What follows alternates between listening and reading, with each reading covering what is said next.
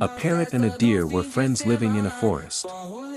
One day, a hunter set a trap, and the deer, while searching for food, got caught in it. The hunter placed the deer on his shoulder and started walking towards his home. The parrot, observing all this from a tree, decided to save its friend. As the hunter walked, the parrot pretended to be injured and unable to fly, landing in the hunter's path. Seeing the parrot, the hunter put the deer down to catch the bird. Taking this opportunity, the deer quickly escaped. Before the hunter could catch the parrot, it swiftly flew away.